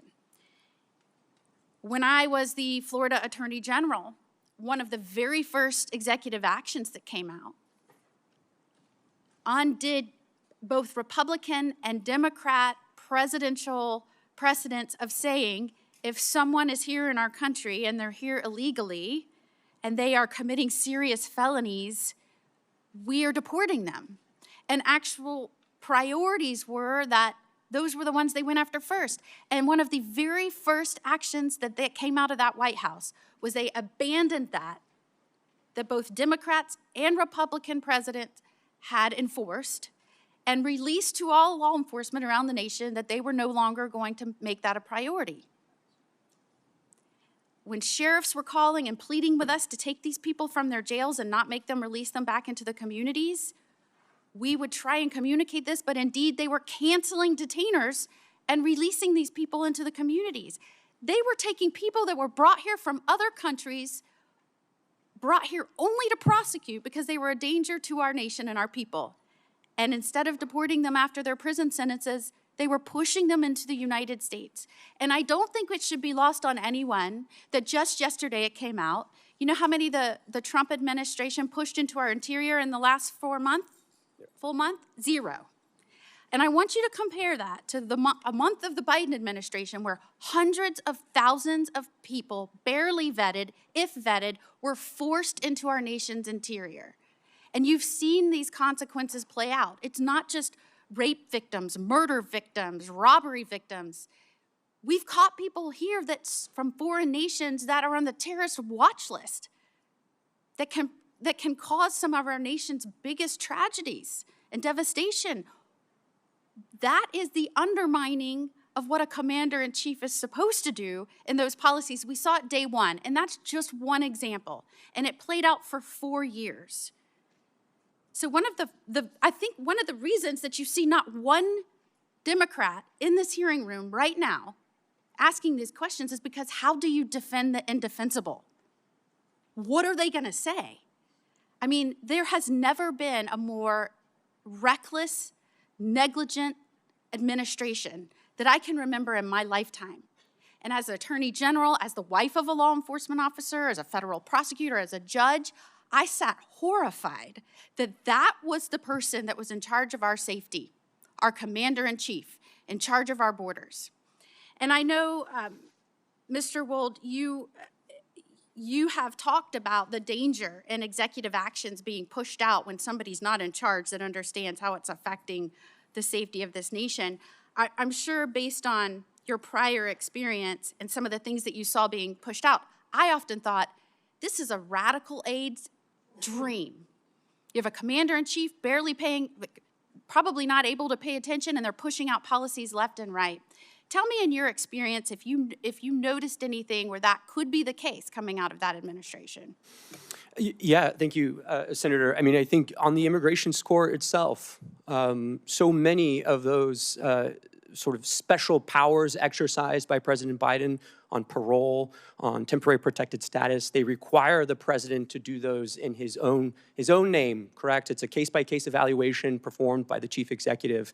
And so I think in reviewing some of those, when I was sitting on the sidelines, the question I had was, what does the paper process look like for that? How did DHS work that up? How did it go through the staff secretary's office? And what was the president briefed on as far as the policy considerations tied to some of these decisions to bring in violent criminals from Haiti or Nicaragua into the interior of the United States? And did it concern you when you learned, and we are now uncovering, that cabinet officials were kept from meeting with the president for months at a time? Look, I mean, if you go back through our history, Senator, so Grover Cleveland, Wilson, FDR, JFK, President Johnson, President Biden, it's almost a Democrat sport to keep from the American people the health and acuity of the chief executive. They've been doing this for a long time, but this is of another level, especially as Mr. Spicer was mentioning, the complicity of the national media in obscuring this, but also that cabinet officers would go to the lengths of avoiding interacting with the chief executive because they were fearful that they would have to speak to his diminished capacity. And I'm running out of time, and it was of particular concern that the media seemed to never ask him about executive actions and policy. Favorite flavor of ice cream, yes. Why he was pushing dangerous criminals into the interior of this nation, no. And that is why I think this hearing was so very important. What was coming out of this administration was a radical wish list, and certainly you can see it, what has happened and the consequences playing out right now, and now I think we're all seeing why. Thank you. Senator Blackburn. Thank you, Mr. Chairman, and I'm so pleased. I joined my colleague from Florida in saying it is time that we have this hearing. All across Tennessee, I hear from people every single week that say what was really going on in the White House, and why would no one say anything when with your very own eyes you could look at any of the footage and see what was transpiring with President Biden. And I think the fact that many of his own cabinet members knew that he was not fit to serve and that there was a cabal behind the curtain who was making all the decisions. It is so offensive to the American people. And it's not something that is a partisan issue. As I talk with Democrats, many of them have lost faith in what they thought was going to be a very moderate Joe Biden administration, and it turned into be the far left Bernie Sanders version of the Democrat Party that was using the Autopen and making decisions and committing our great nation to policies that the American people did not support and would never have supported. And I fully believe that because of that overreach and that flippant attitude that much of his staff had toward the policies of this nation, to people in the administration that chuckled about tossing gold bars off the Titanic. They knew they were going down. They knew they were going to be found out. And they probably knew at some point there would be a hearing like today, and the other side of the dais would be completely empty because no one can defend what they did. Mr. Wold, I want to come to you for a moment. and talk about something that was really a disturbing revelation from the Tapper Thompson book. And you know, this is part of the thing. Now we're finding out the media was all a part of the joke. They were part of the ruse. They were part of the fraud that was pushed forward. A Biden staffer told the authors that Biden just had to win and then he could disappear for 4 years. That's all they needed to do. And, you know, the following statement was he'd only have to show proof of life every once in a while. And as I had a Tennessean say to me, when they had actually downloaded this book and read it, and then they said, you know, how stupid do they think we are? And the disrespect this administration showed to the American people. Why is it that the American people appreciate that President Trump goes out and nearly every day is taking questions and answering questions? Is because they have now found out that these staffers were willing to do undemocratic things, as using their term, to keep the president in office, to keep Biden there. They were willing to do undemocratic things, unlawful things. So, Mr. Wohl, let's talk about that behavior and how that undermines the faith of Tennesseans and all Americans in our public institutions, because they could see what was happening, but they were being lied to by people in the White House who were probably then running in their office and saying, well, we pulled it off another day. Yeah, Senator, I mean, this is a theme you've talked about for many years, which is the executive branch is enormous. I mean, there are close to 1,000 employees in the executive office of the president. There are nearly 4 million full-time federal employees throughout the 14 departments that the president oversees. Executive power as accountable to the people of this country really manifests in two ways. The power of the president to remove bureaucrats and to fire them, and to affix his signature to official actions that he undertakes. So when the Washington establishment says something to the effect of, well, democracy dies in darkness, yes, it does when there are staffers, the media, cabinet officials, senior advisors to the president who all create a covering sort of shroud of darkness that obscures who is actually making the decisions. And one other thing I'll just say very quickly, a number of your colleagues on the Democrat side have said, well, there's an OLC opinion here. We don't need to talk anymore. There's an OLC opinion. It says you can use the Autopen. The opening paragraph of that OLC opinion says you can use the Autopen, but only when the president directs that you do so under his decision-making power, right? It is very clear again and again that the president actually has to make the decision. That cannot be delegated to a staffer or an advisor. And there's no indication here that anyone other than staff were making these decisions. Thank you, Mr. Chairman. Thank you. Senator Hawley. Thank you, Mr. Chairman. Thanks to all the witnesses for being here. You know, the visual, sometimes it really is true. A picture speaks louder than words. It's worth 1,000 words. And here, all you have to do is look over at this side of the dais to see that the stone wall continues.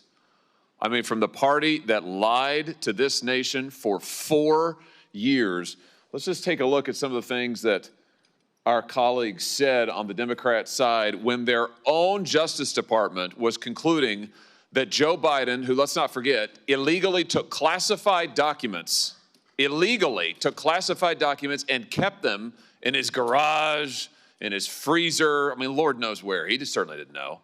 Their own Justice Department interviewed the guy and concluded he could not form the requisite mental state to stand trial.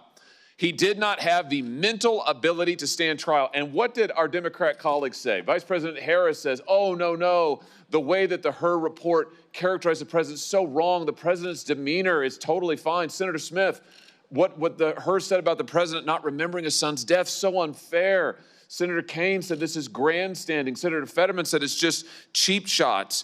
You had other senators saying, Senator Ossoff in February of 2024, saying, and I quote, I found the president to be sharp, focused, impressive, formidable, and effective. In June 2024, Congressman Jeffries insists Biden was, and I'm quoting again, incredibly strong, forceful, and decisive. Where are they now? They don't want to answer for any of those quotes now. They lied to us for 4 years, and we know they lied. They know they lied. It's why they're not here. They don't want to answer a single question. They can't bear to show their faces in public. And you know what? It's right that they can't do that, because the bill of goods they sold this country, they walked this country right into one of the greatest constitutional crises of our history, And now they are afraid to even show up to admit it. These are people, and this is a party that cannot be trusted with power, that cannot be trusted to tell the truth, the most basic truth. They all changed their tunes after Joe Biden debated President Trump, and the whole world could see he couldn't even form a sentence, that running this guy for president again is a form of elder abuse. My, how they changed their tunes after that. Now they can't even show up in public to talk about it. This is embarrassing. But worse than that, it's dangerous. It is dangerous for this country. Mr. Wold, I want to pick up on something you just said a second ago about the OLC and their opinion as to when an Autopen can be used. Just be clear about this. Autopen means not signed by the person. Autopen is basically push of a button and it gets signed. OLC says only when the president specifically directs it and it is under his direct authority. Do I basically have that right? That's correct, Senator. So based on the facts we know, did that happen in this case with all of the pardons and clemencies and other giveaways that Joe Biden signed? Assuming that the Biden White House complied with sort of traditional practice of presidential administrations and that there was record keeping either from the staff secretary or others, there should be records to indicate either through covering memorandum or briefing books where the president would have signed his signature authorizing this decision. None of that has come forward. That would be very easy to dispel some of these concerns. And I think what we're seeing here is really the Autopen is best understood as a sort of a tool of executive convenience. Hold on just a second. You just said something very important. I want to emphasize that. So what you're saying is that there should be, for every time that Biden authorized the Autopen, there should be a record of that. And he should have had to have registered his personal consent to using the Autopen. Is that basically correct? I think to put it another way, I would say in the policy paper flow to the Oval Office, there should be a record of what documents are presented to the president when and when he gave his assent to the actions that are listed in those documents, whether it's a judicial nomination or it's a statutory response to Congress. Well, I think the answer is we need to get those documents. And I just say to our friends in the media over here, you guys need to be asking for those documents, and we need to be asking for them, Mr. Chairman. We need to see those documents. And the president, the former president now, can certainly choose to release them. I'm sure they're part of his personal papers, right, Mr. Wold? And that's correct. And the first place to start would be the staff secretary's office under President Biden. Oh, so here's the trail. If you want to know, if you want an answer to the question, did Joe Biden actually assent to the use of the Autopen and you think of all the people he pardoned, he granted clemency to, murderers, drug dealers, child rapists. Let's find out, did he actually authorize it? There should be a record of it, is what we've learned today. Thank you for that testimony, Mr. Wold. There should be a record of it. So this is a binary question. It's not, oh, we don't know, gee, it's hard to say. No, actually, we can find out. So right now, today, I call on President Biden, former President Biden and his staff, release the documents. You have them, you know you have them, release them. If what you did is legal, and if you're really not embarrassed about it, and you think it was totally constitutional, release the paper flow. Show us the documents where the president authorized the use of the pen for every single pardon and clemency and stay application. Let's see it. Let's see all of it. And if you won't do it, we should subpoena those documents, and we should find out the truth of who was really running the White House, because I think we can see it was not Joe Biden. Thank you all for being here today. Mr. Wold, thanks for your testimony. Senator Kennedy. Thank you, Mr. Chairman. Gentlemen, I want to try to separate policy and politics for a second. I know it's hard to do around this place, but I thought Senator Cornyn made a very good point in his opening remarks. I think Senator Schmidt made the same point that the policy here is very important. And I want to ask you your opinion on the policy. Professor, tell me briefly, I know you came to talk about Autopens, but tell me briefly about the 25th Amendment. Well, Senator, the 25th Amendment provides the process by which to implement a principle that's in the original Constitution, which is when the president's unable to exercise the powers and duties of the presidency, somebody else exercises them, starting with the vice president. The 25th Amendment sets up a process by which, if there's a question whether the president is able to do that, the vice president and the heads of the executive departments can temporarily basically put the vice president in as acting president, and then Congress ultimately decides the question. Well, the standard, is it not, Professor? The standard is disability of the president. Is that correct? Unable to exercise the powers and duties. Okay. Yes. Here's what I would like your opinion on, and the opinion of these two gentlemen here. You have all been staffers. You've worked in government. You've had a boss. In Mr. Spicer's case, his boss was the President of the United States.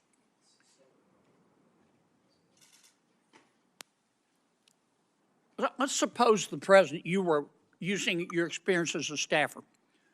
You were working for the President, any President. Hypothetically a President. And let's suppose the President started talking like he was from outer space. Let's suppose the President became fatigued very easily. He couldn't finish a sentence without taking a nap. Let's suppose the President, he was just physically in bad shape, mentally and physically. Mentally, he may or may not have, you're not a doctor, neurodegenerative disease, but physically you can see you could bake a Thanksgiving turkey in the time it takes him to walk across the stage.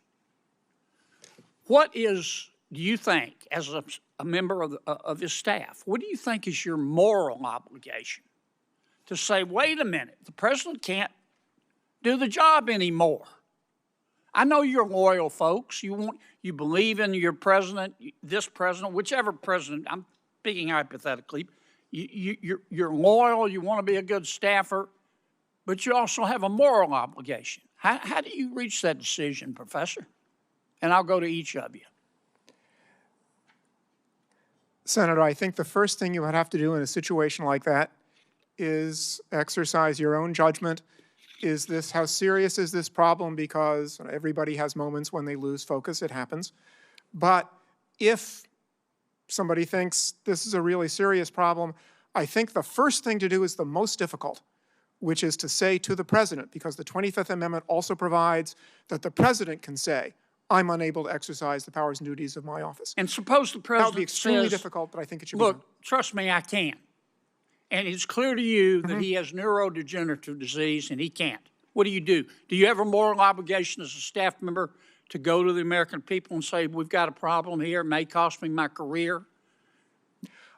Senator, I think at that point you have an obligation to talk to the vice president, who is in charge of the Section 4 process under the 25th Amendment. What about you, Mr. Wald? Do you have a moral obligation? I understand you want it to go away, you want to work it out with him, but you can't. When does a staffer have a moral obligation to stand up and say he can't be president anymore, she can't be? Well, Senator, the 25th Amendment only works if individual staffers or officers of the United States exercise that kind of moral judgment. That's what I'm asking you. Yeah, so, I think always, as the professor said, the presidency is an enormous burden, so it would be not one instance, it would have to be several instances of a failure to exercise judgment. How do you make that decision? You're the staffer, I get it. Yeah, well, I think it begins with prayer, of course, but after that, I think it's conversation with other staffers, and if you're unable to confront the president or to raise the issue with the vice president, you should resign. What about you, Mr. Spicer? Do you stand up and do it and tell the truth and run, or do you have a greater obligation to your boss? Well, luckily I didn't have that problem. But I would say that you have a moral obligation as an American, as a citizen, as a human being. If the leader of the free world cannot conduct themselves to make the decisions that are critical to this country and to the world, you absolutely have a moral obligation to follow the chain of command. And if they don't act, then you must. Do either of you gentlemen disagree with that? Professor?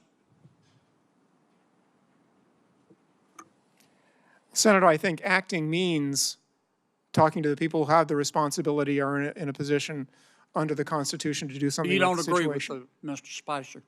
Senator, I'm not sure exactly what he has in mind, other than talking to the people who can make the decision. I'm just trying to ask, you've all been staffers. Suppose you go to everybody you're supposed to go to, and they all say, my advice to you is to shut up.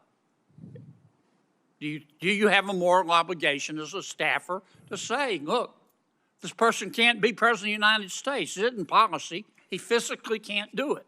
Senator Kennedy, it's not a question of whether a staffer has that obligation. It's whether you as an American have that obligation, and I think each and every one of us does. Yeah, but you can see it. An American can't. Professor, what do you think? Senator, I think there are situations under which someone in that position should speak publicly, but I also think that the views of a single individual who is not the person who is constitutionally responsible for taking measures should be considered by the public as just the views of of one individual who has some information about the subject. Thank you, Mr. Chairman. Thank you. Senator Tillis. Thank you, Mr. Chairman. Gentlemen, thank you for being here. Actually,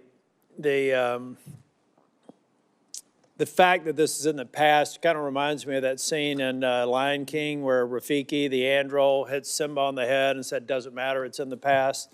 I hear, I could see where my Democrat colleagues would like to use that argument, but it mattered. And for me, I met President Biden as Vice President Biden when I was sworn in. He literally sworn me in 2015, and I've had several interactions with him over the years. There's no question that there was a significant degradation in his cognitive abilities. Probably the last time I spent much time with him was at a NATO summit. And I do think there are a lot of legitimate questions to be asked about who may have been tending the store, and I believe we should get to the bottom of it. But I want to look to the future. And back when this discussion was going on, I was suggesting the 25th Amendment. We know what the 25th Amendment does. Professor, I'm kind of curious about why, and with due respect to my colleague from Louisiana, this is a hell of a burden to place on a staff. Mr. Spicer, you've been in the White House. Can you imagine how heavy that would be and how unlikely it would be for you to be successful as an individual staff member? But Professor Harrison, I'm thinking more along the lines of what you see in boardrooms all the time about annual evaluations of the CEO or board members. What about the concept of something short of triggering the 25th Amendment, where the cabinet members, hand-selected members of the president, confirmed by the Senate, maybe on an annual basis, have to have an attestation that based on their work with the President of the United States, that he is mentally capable, fit, and the same way that we have boards make those decisions about board directors and CEOs. What would be wrong with some sort of a report or attestation to Congress from the cabinet member saying this man or woman is good to go, and it would be it would be perjury to Congress if they ended up covering up and history proved that? What's wrong with something like that as we're looking forward? Senator, I would be, and maybe I am sort of being unduly protective of the independence of the other two branches, but well, that's sort of why I want to leave it in the, that's why I want, all I want is the cabinet to truthfully attest to the fact that their boss is of sound mind and body, and unless they lie, it's not an issue. Senator, it's an Article 2 responsibility to report to Congress like so many other things. What's wrong with that? I think it would be a very good idea for the president to create a process like that. My concern is the thought of Congress making such a process mandatory, especially in light. Well, I'm trying to figure out the consequence, because arguably, I find it hard to believe that there were members of the cabinet that didn't go, you know what, we love this guy, he appointed us to this position, but he's missing a step. And they're refusing to. This is not about any one person. This is about 340 million people in this country. No one of us should think that we should somehow be given a break if we're missing a step. So all I'm saying is you got to report honestly to Congress that the President of the United States, in your opinion, is absolutely demonstrated sound mind and body. It's like no other testimony. It'd be no different than us having them before the committee and say, is the boss okay? And if they lied, they'd be perjuring themselves. So what's the difference between that and some sort of a pro forma report that I'd be willing to subject the current president to, and then we'd have it for all the future presidents? What would be wrong with that? Senator, again, I think the problem there is the Constitution has created a process for that, and that's the 25th Amendment, and that suggests that Congress can't create another process. Now, I do think that the point you're making today is part of a political process that might lead presidents to create a system like that on their own, which might enhance the people's confidence. About to run out of time. Mr. Spicer, what do you think? Senator, the president normally goes under a routine physical every year. In the case of President Biden, it was Dr. O'Connor who affirmatively stated his fitness for office. The doctor is probably the most competent person to attest to the president's fitness for office. The doctor should be held accountable for stating in the affirmative that President Biden was fit for office. Thank you. Thank you, Mr. Chair. Thank you. Senator Cruz. Thank you, Mr. Chairman. The Biden administration may go down in history as the most brazen constitutional fraud in American history. A Potemkin presidency fronted by a failing puppet with staffers behind the scenes pulling the strings. This is not political hyperbole. The American people saw it with their own eyes during the June 2024 debate. Numerous times, Biden stood frozen behind the podium, mouth agape, eyes frozen and unblinking. When he did speak, his words were confused and disjointed. I said that night, this is the most consequential presidential debate in history because it will result in one of the two candidates being removed from the ballot. That was exactly right. And following that debate, the Democrats recognized the collapse. They pulled out their knives and took out President Biden like Caesar on the Ides of March. For all of their strutting about, protesting that they support democracy, not a one of them gave a damn about democracy when they pulled Biden off the ballot and dropped Kamala Harris in without a single Democrat primary voter voting for him. And you know what? Not a single Democrat is here today because not a single one of them gives a damn about the fact that they lied to the American people for 4 years. They knew.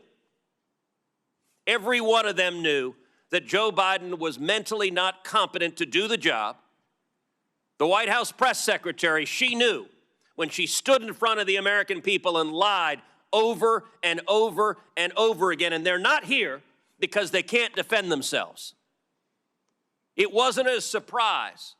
For 4 years, the White House hid President Biden from Republican senators, would not let him meet with us. He served 40 years in this body. We all know him.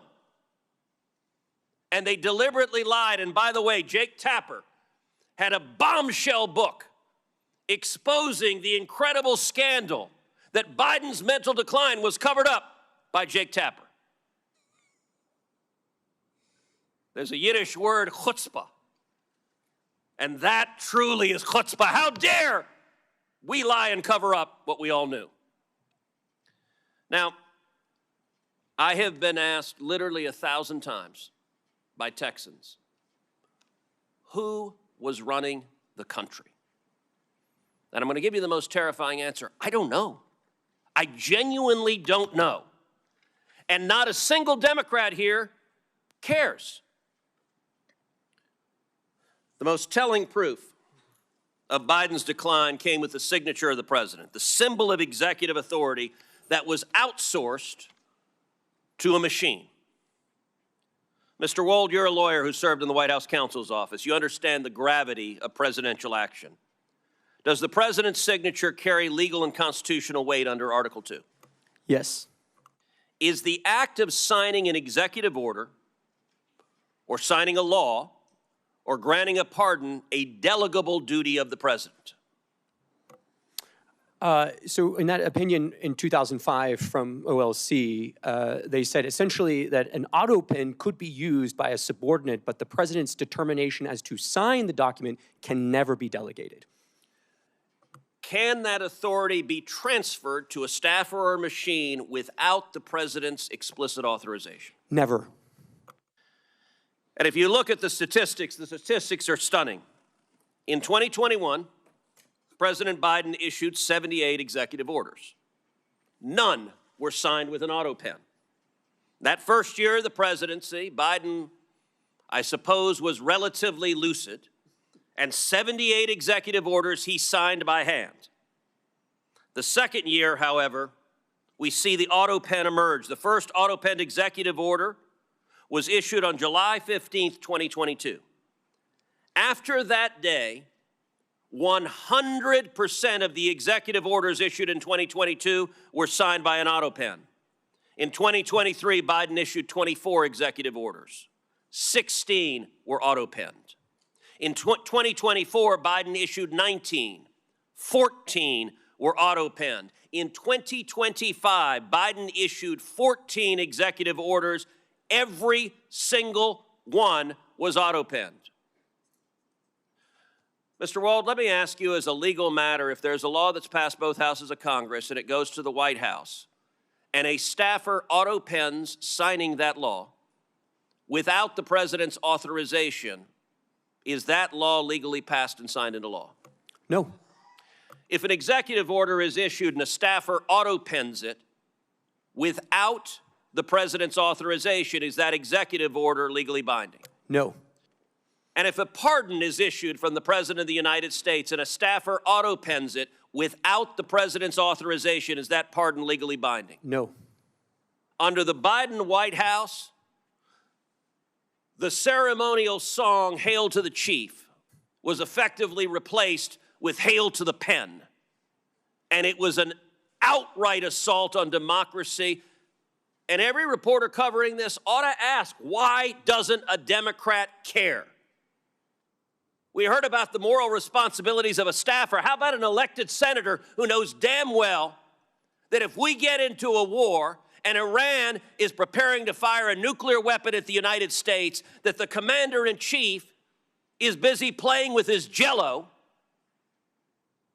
and is not competent to defend ourselves? And every member of the cabinet, the chief of staff, the press secretary, and the members of Congress who lied about this on a daily basis with the press's complicity, they are all responsible for subverting democracy. Senator Cornyn. Professor Harrison, we've talked about the mechanics of the 25th Amendment whereby an incapacitated president would be removed. But it strikes me that ultimately it happened, albeit not before the end of President Biden's full term. What we saw happen after the disastrous debate in the summer of 2024 is basically an exercise of the powers of the 25th Amendment by the political elites in the Democratic Party to get President Biden not to run again and to substitute Kamala Harris for him as the Democratic nominee for president. So, Mr. Spicer, maybe the mechanics were a little bit different. Maybe the timing was not the same, but doesn't that demonstrate the capacity of the leadership of the Democratic Party, of the Biden family, of the senior staff and the president's administration to be able to convince the president that he no longer was capable of serving and needed to step down? Senator, the left and their friends in the media like to throw around terms like threats to democracy, constitutional crisis. And if we don't have confidence in the leader of the free world making decisions, that truly is the definition of a constitutional crisis and the threat to democracy. So for all of these folks to stand up here and use those phrases over and over again and then not have the desire to show up, to understand what's happening, to stand up at the time, as we discussed earlier, whether it was a staffer or a cabinet member, to literally avoid going to the Oval Office. And in the case of the media, to avoid the questions that were so clearly obvious to the rest of America, shows that they were more concerned with power and preserving that power and an agenda than they were at really caring about the Constitution and democracy. I agree that that is the clear conclusion. And obviously they decided to do it only at such a time as that ability to wield power was coming to an end. If, in fact, President Biden had remained the nominee of the Democratic Party and then ran against and lost to President Trump, these folks would be out of luck and out of power. So they decided to act under that circumstance. Senator, you look at a lot of these decisions, and it was pretty clear that there was a handful of folks at the top of the Biden administration and Biden White House that had been around him for decades, where all of that information funneled. So I mentioned before, there are approximately 25 senior White House staffers that have the rank of assistant to the president. Those are the highest White House staffers.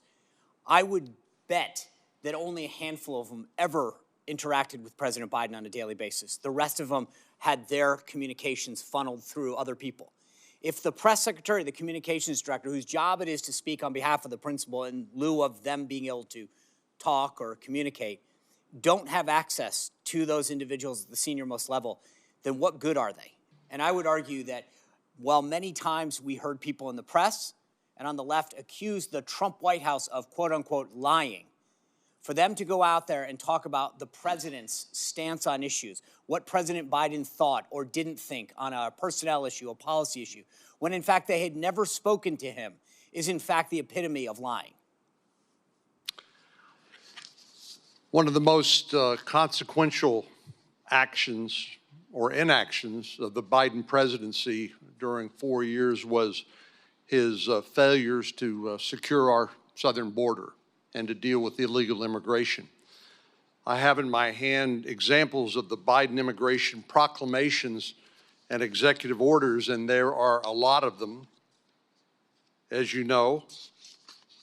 They also include things like granting temporary protected status to large populations of immigrants, particularly from countries in Central America,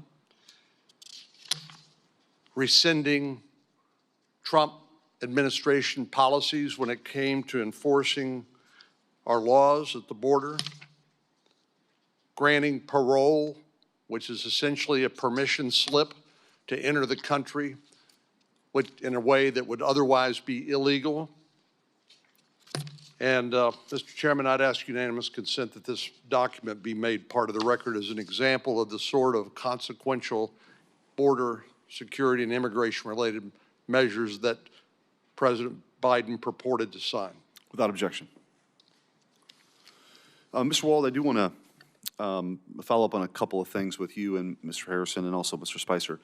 Under the Presidential Powers Act, we could have a special access request, correct, to the archivist to find out what assent was actually given by Joe Biden on the Autopen. Is that your understanding?